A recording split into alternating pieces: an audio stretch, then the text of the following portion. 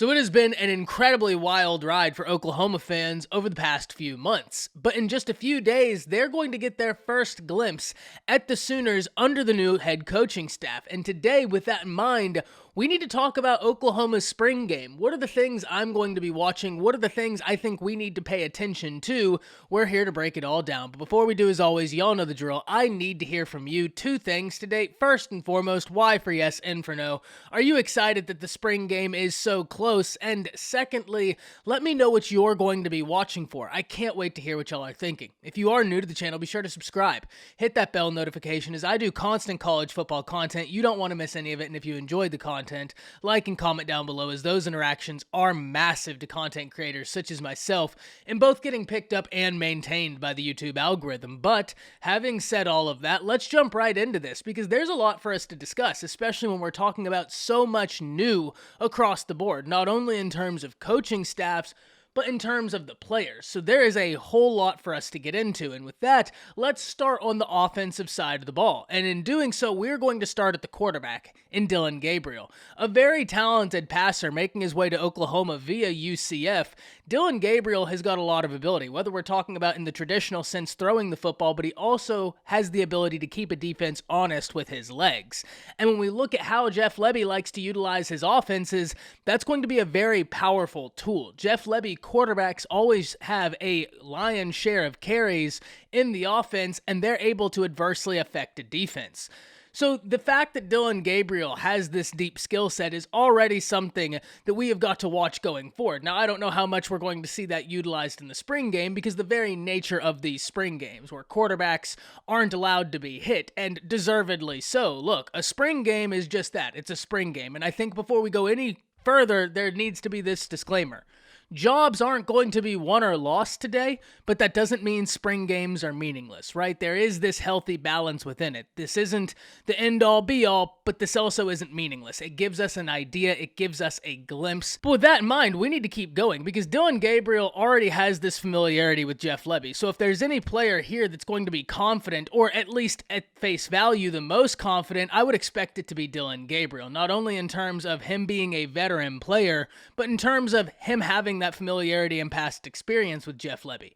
And that confidence that Dillon Gabriel is going to be able to carry himself with is going to be a benefit to every other unit on the field, including the offensive line, where Oklahoma didn't have the offensive line through the early portions of last year that they would have liked. Now, the Sooners figured it out down the stretch. Bill Bedenbaugh got that offensive line looking right by the end of the season. But fast forward to this offseason, and based on the people I've talked to, Oklahoma really likes where they're at in the offensive line. There's different guys that they have confidence in, and this spring game is going to give them an opportunity to see multiple different offensive lines in a more serious game setting that's going to allow them to evaluate where they are in totality. Now, one of the additions to the Oklahoma staff that I think is going to be big in this area is Schmitty.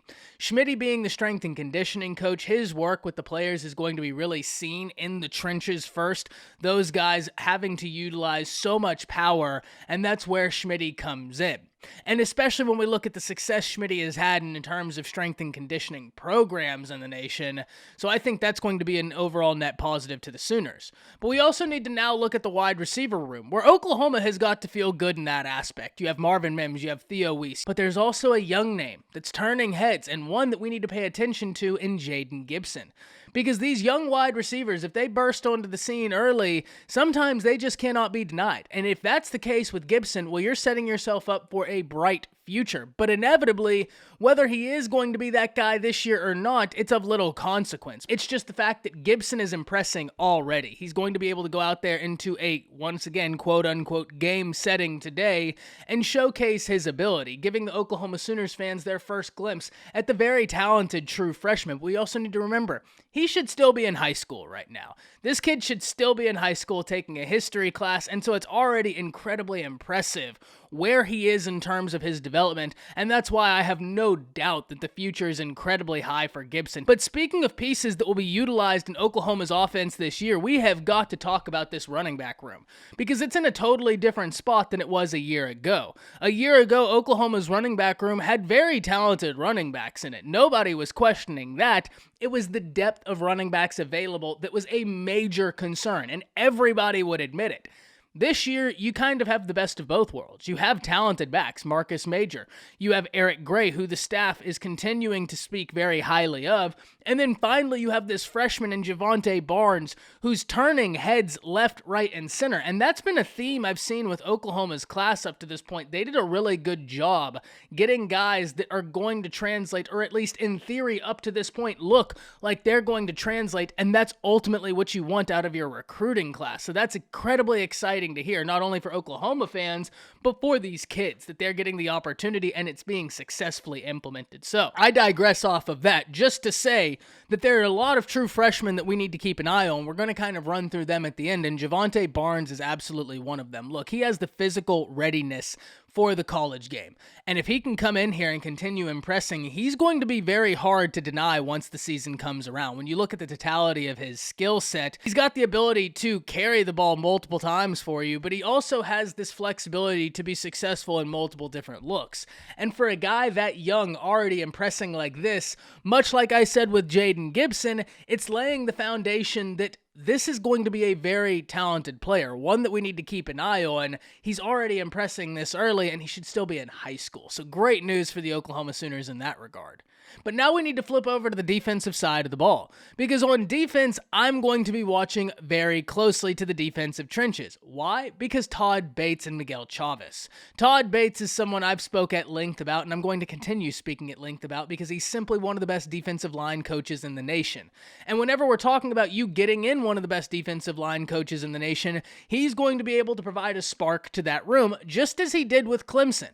And so we look at Oklahoma's defensive line, and there are very talented pieces there, but they also have to replace some very talented pieces. Whether we're talking Perion Winfrey, Nick Benito, just to name two, and in those two names, I'm not even naming them all, I can already paint the picture of the talent being lost in two names. That really, in my opinion, showcases why I'm going to be watching that room so intently, because you're talking about, in two names alone, immense talent lost off that front. Luckily for the Oklahoma Sooners, they also were successful in the transfer portal in nabbing Jeffrey Johnson and Jonah Lulu, two names that could be massive this year for the Oklahoma Sooners. I talked about them not too long ago, and I really think those are two names we've got to watch. And they're certainly not alone. There are multiple guys looking to make a name for themselves in this system. Ethan Downs is a name that we've constantly heard the praises sung of, and this is an opportunity for him to go and showcase his ability, and I have no doubt he's going to do just that. Moving to the linebacker room, and this is where I think a lot of Oklahoma fans are going to watch, and deservedly so. Look, Danny Stutzman is a name Oklahoma fans have been so excited about for so long, and all I've heard are great reviews. So he's someone I know Oklahoma fans are going to be watching closely. And whenever we're talking about Oklahoma's defense, and more specifically this linebacker room, there's been a lot of excitement. Not only in terms of who the players are in it, but now you have Brent Venables inserting himself into the equation. And even though he's the head coach, he's very hands-on with his linebackers room. Not only do you have Danny Stutzman, who's been a fan favorite, but if you want to talk fan favorites who haven't been on campus very long, look no further than Jaren Kanak. And this young man, we talk about Javonte Barnes turning heads, and that's absolutely true. We talk about Jaden Gibson turning heads, and that's absolutely true. Both of those statements are absolutely rooted in fact. Jaren Kanak has been turning heads for quite some time, and if I'm not mistaken, it only took a few days for him being on campus for the coaching staff to come out and say, wow, this is a dude. That's how you know you have someone. Within a few days, that coaching staff is like, yeah, no, this is someone who's got it. Now it's about the technique. Now it's about the skill, the refinement.